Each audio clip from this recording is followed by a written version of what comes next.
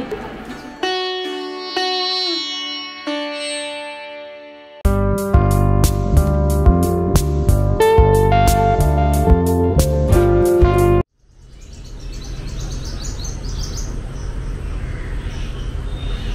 বন্ধুরা, সবাই কেমন আছেন আপনারা? আশা করি খুব ভালো আছেন। And welcome back to my channel to a new blog. আর চ্যানেলের নতুন বন্ধুদের অনেক অনেক স্বাগত জানাই। পাখিগুলোর ডাক দেখুন সকালবেলাতে, সত্যিকারের পাখির ডাক কিন্তু, একদম ব্যাকগ্রাউন্ড মিউজিক না। কি সুন্দর লাগছে কিচিরমিচিরগুলো। গ্রামের দিকে সকালবেলায় এরকম নানা ধরনের পাখির ডাক শুনতে পাওয়া যায়। আর আমি ওই জন্য মাঝে মাঝেই সকাল থেকে উঠে পড়ছি আর ভাবছি যে একটু করে পাখির ডাক এরকমভাবে ক্যাপচার করি। খুব ভালো লাগছে বাগান, এই গাছের মধ্যে পাখিগুলো এরকম ডাকছে। আজকে হচ্ছে কি, ওই যে কদিন ধরে বলছি মায়ের এই অভয়ারণ্যটা আজকেই ঘাস মারা ওষুধ দিয়ে দিচ্ছে। ওই কিছু ঘাস এরকম ওষুধটা দিয়ে স্প্রে করে দিলে হলদে হয়ে যায়, নিয়ে তারপরে গিয়ে ঘাসগুলো আস্তে আস্তে শুকিয়ে যায় নিজে নিজে, নিয়ে সেগুলো উবড়ে তুলে ফেলে দিলে পরিষ্কার হয়ে যায়। প্রতি বছর এই পুজোর সময়টাতে করেই ঘাস মারা ওষুধগুলো দেয়, নিয়ে তারপরে গিয়ে ঘাস পরিষ্কার করা হয়ে যায়। ওই একজন মালি আছে, কোনো বছর তাকে বলে, আর কোনো বছর না তো বাবা মা নিজেই পরিষ্কার করে নেয়। খুব বেশি হয়ে গেলে তখন অসুবিধা হয়, তখন লোক ডেকে করাতে হয়, আর না তো বাবা মা নিজেই মিলে করে নেয়। আসলে ওই যেই জায়গাগুলো কোদাল দিয়ে কুপিয়ে পরিষ্কার করতে হয়, সেগুলো আবার নিজেদের ক্ষেত্রে একটু অসুবিধা হয় বলে তখন লোক ডেকে পরিষ্কার করে নিতে হয়, আর না তো নিজেরা করে নিলেই মোটামুটি হয়ে যায়। এই গরম আর বর্ষাকালটা মিলে এরকম হয়। এরপর হচ্ছে গিয়ে শীতকাল, তো শীতকালে পুরো বাগানটা পরিষ্কার হয়ে গিয়ে শীতের মরশুমে নানা ধরনের ফুল সবজি সেই সব আবার মা বসিয়ে ফেলে। ওই কিছুটা লেফট ওভার তাল করা ছিল, সেটা দিয়ে মা বললো যে তাহলে আজকে একটু পরোটা করে নিই। কাল থেকে আসলে জানেন তো রাত জেগে কাটছে দুজনেরই, কারণ ঘুঘু পাখির খুব জ্বর। সেদিন ওই দাদু ভাইয়ের সঙ্গে খুব খেলেছে, মানে গত দিন চারেক ধরে ওরকম খেলছে। আর এখন তো খুব রোদ গরম, আর তার মধ্যে একগা করে ঘাম হয়ে যাচ্ছে যখনই যেখানে যাওয়া হচ্ছে ফ্যান ছাড়া। তাও ফ্যান চালিয়ে খেললেও কিন্তু ঘাম তো আর ছাড়ছে না পিছু, আর এত ঘেমে যাচ্ছিল যে সেই বোধহয় গরম ঘামে আর খুব জ্বর এসেছে। এই গত দুদিন ধরে ওরকম জ্বর, প্রায় 3-3.5 করে জ্বর উঠে যাচ্ছে। ওই ভাইরাল সকলেই বলছে। ডাক্তারের সঙ্গে বাবা একটা কথা বলে আসলো, উনিও বলেছেন যে এটা এখন বাচ্চাদের সকলেরই প্রায় হচ্ছে ভাইরাল ফিভারের মতো, চিন্তার কিছু নেই। দিন 4-5 থাকবে, তারপরে মোটামুটি ঠিক হয়ে যাবে। তো দেখছি 3-3.5 করে জ্বর উঠছে, তাই জন্য মা একটুখানি চিন্তা করছিল যে যদি অন্য কিছু হয় তা যদি ব্লাড টেস্টটা একটু করে নেওয়া হয়। কিন্তু বললাম যে ঠিক আছে ছেড়ে দাও, এখন 3-4 হোক, তারপর যদি জ্বরটা না নামে তখন গিয়ে না হয় ব্লাড টেস্ট করে দেখা হবে। এমনিতে আর কোনো উইকনেস নেই জানেন তো, সবই করছে, মোটামুটি অ্যাক্টিভই আছে, শুধু ওই টেম্পারেচারটা মাঝে মাঝেই প্রচুর উঠে যাচ্ছে। এইটুকুটা একটু তখন খেয়েছিলে লক্ষ্মী সোনার মতো। হ্যাঁ বাবা, সেই ক্যাটটা, ওই ছোট্ট ক্যাটটা কিরকম করে ফেঁকো সব দেখতে পাবে কি? ঘিটে নাও চটপট ঘিটে নাও। ওই তো জল উম্বার হাতে। আর ওষুধগুলো খাওয়ানো যে কি দুষ্কর হয়ে যাচ্ছে কি বলবো। এখানে তো প্যারাসিটামল জ্বরের ওষুধ হাফ করে ভেঙে বাচ্চাকে খাওয়াতে বলেছে, আর ওখানে তো ওই সিরাপ খায়, সে আবার মিষ্টি কিছুতেই খেতে চায় না। কোনো রকমে মা সেই ঘুঘু পাখিকে অনেক ভুলিয়ে বুঝিয়ে বাজিয়ে খাওয়াচ্ছে। যাক, আজ 3-4 দিন জ্বর কেটে যাওয়ার পরে একটু আজকে ভালো আছে, অত টেম্পারেচার পুরোপুরি আসেনি, সেজন্য আজকে একটুখানি হালকা করে চিকেন করা হচ্ছে। আর ওই দিকের কৌটোতে রয়েছে ফুলটুসি আর তার মেয়ের ভাত, আর এই চিকেন হলে তবে গিয়ে তাদেরকে চিকেন আর ভাত দেওয়া হবে। কেমন দেখুন, এখন থেকেই দুজনে মা মেতে এসে আর শুয়ে আছে বাগানে। কি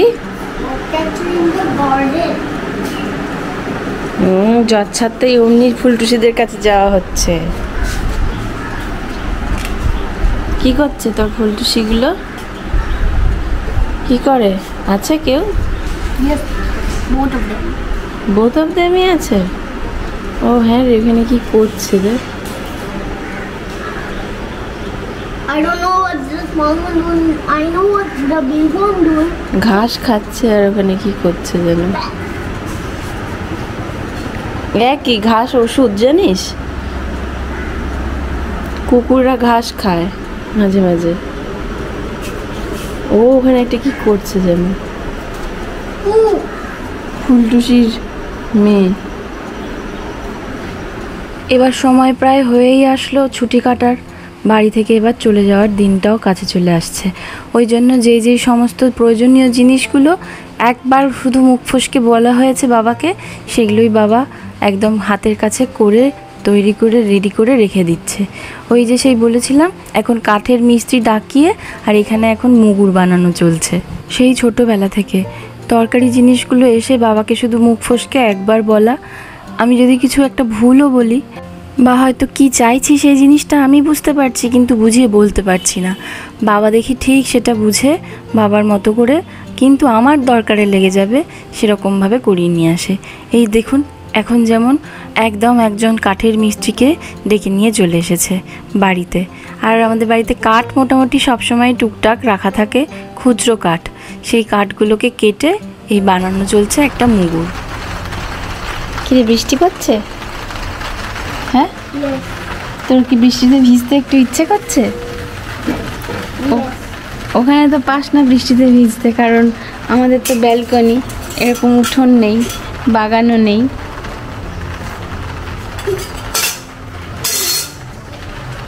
তাই জন্য ওকে বলছি তাহলে ভিজে নে।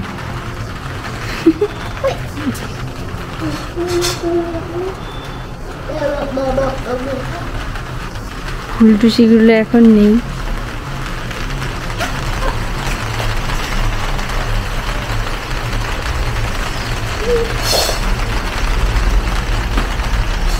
উঠে চলে এসো মামা, জ্বর হয়েছিল। এই যে আমার মুগুর তৈরি হয়ে রেডি, ব্যাস আর কোনো চিন্তা নেই। আসার আগে সেই বুচার নাইফ ছিল না বলে সেই ঘা দিয়ে মাছ ভাঙতে ভাঙতে খুব অসুবিধা হয়েছিল, আর অসুবিধা হবে না। ওদিকে আসার আগে বুচার নাইফটাও কেনা হয়ে গিয়েছিল, আর এখানে লোক এসে মুগুরটাও বানিয়ে দিয়ে গেল। সাইজটাও একদম ঠিক হয়েছে, একদম ছোট্ট মতো, ক্যারি করতেও অসুবিধা হবে না, আবার খুব একটা ভারীও নয়।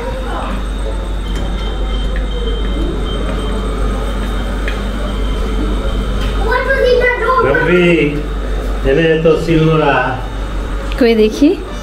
আমি আসলে ওই গতকাল বাবার সঙ্গে গিয়েছিলাম বাজারে, তো ওই শিল নোড়া নিয়ে যাবো ভেবেছি এবারে, যে একটা ছোট্ট এরকম শিল। কতটুকু রে? আর দেখুন নোড়াটাও বাবা একেবারে দেখে দেখে ওইটুকুনি নোড়া এনেছে। মা তো আর এটাতেই বেটে ফেলবে মনে হচ্ছে, এখানে খুব মজা পেয়েছে মা। এখন শিল তো উঠেই গেছে।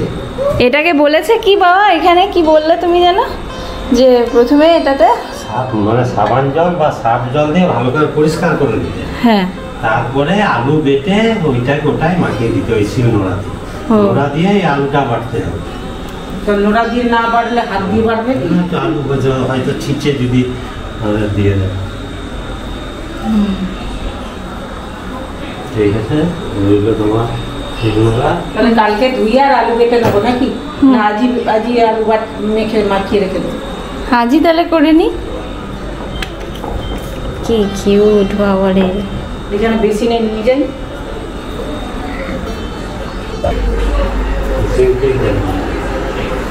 হ্যাঁ, এত ছোট তো সিনকেই হয়ে যায়। যেন বাচ্চা।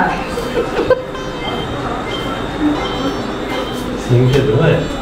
হুম,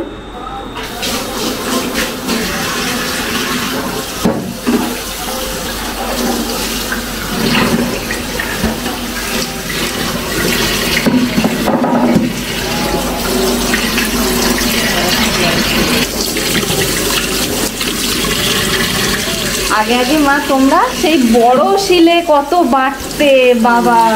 তোমার যেটা শিল ছিল সেই শিলটা তো বড়ই, ডিম্মার যেটা শিল ছিল মা, আবার দুটো শিলের সমান। হ্যাঁ, এই যে মায়ের শিলটা দেখুন, এই যে এইখানে রাখা আছে।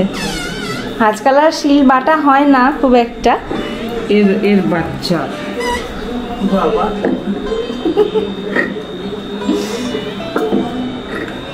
আর নোড়া ওই পেছনে একটা আলু বেটে আর রেখে দিই। বাবা হাতে তুলতে কি হালকা, নোড়াটা ভারী জিনিস তোলা হয়ে যাচ্ছে তো। দেখে মনে হচ্ছে যে ভারী, কিন্তু বলছো তো হালকা। যখন আলু বেটে আমরা আলুর বড়া করতাম তখন। পচা আলুর সেই বড়া করতে মা কি ভালো। সে যেটি এই যে মা বললো না এইমাত্র যে আলু বেটে বড়া, আলু বেটে বড়া খেতেও কিন্তু খুব ভালো লাগে জানেন তো। আলুগুলোকে বেটে নিয়ে আর তাতে বেশ কাঁচা লঙ্কা ঝাল ঝাল ফেলে, কখনো কখনো মারা পোস্তর দানা ছড়িয়ে দিত, নিয়ে তারপরে ভেজে নিত নুন টুন ভালো করে দিয়ে, তেলে মুচমুচে করে ভাজলে খুব ভালো লাগতো খেতে। যাক চলুন, এবার টুকটুক করে কাজ গোছাতেও হচ্ছে, তার সঙ্গে ট্রলিটাও। একটা সার্টিফিকেট।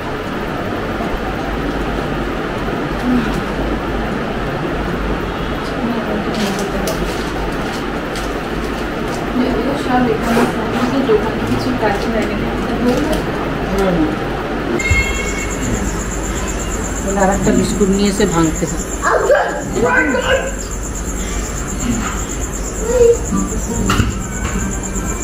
বিস্কুট আছে, সব জমা ছিল আর কি করছে। কুচু খদ্দের। মামা তুমি বেলালগুলোকে কি করেছো বলো? বেলালগুলোকে আদর করেছো? আদর করেছো বেলালগুলোকে? আমি এরকম করে বাবাটা বাবাটা। আসবো আসবো সময়টাই সবচেয়ে ভালো, আর 1 মাস আগে থাকতে কত আনন্দ হয়। এখন দেখুন এখানে আসার পরেও কতগুলো দিন কেটে গেল। মায়ের কাছে এবারে অনেকগুলো দিন থাকতে পারবো ভেবে হাতে নিয়ে এসেছিলাম সময়। সব কটা দিন শেষ হয়ে গিয়ে আজ একদম শেষ দিন প্রায়।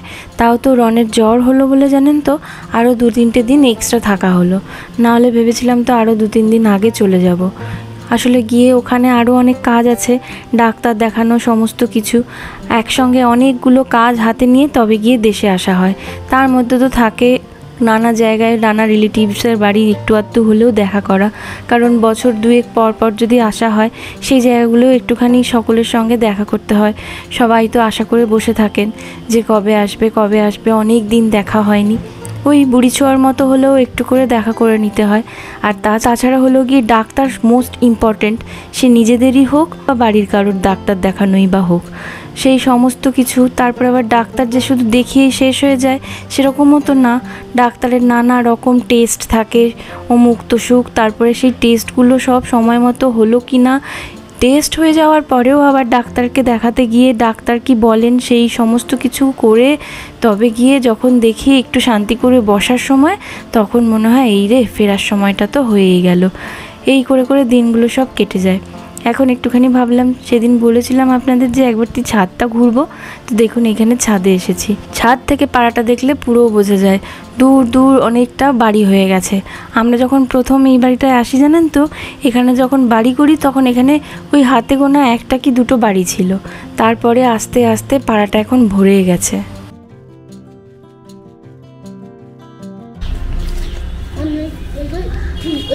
এই নে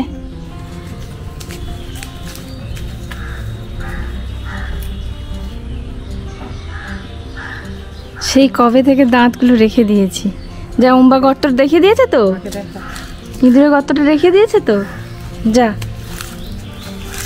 And there's a millipede inside it. ও মেলিপিট কিছু করবে না।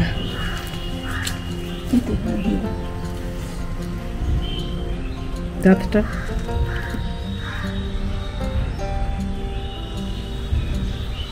হয়েছে, এবার ওখানে মাটি চাপা দিয়ে দিতে হয়। How? ওই তো কাটে দিয়ে দাঁড়া।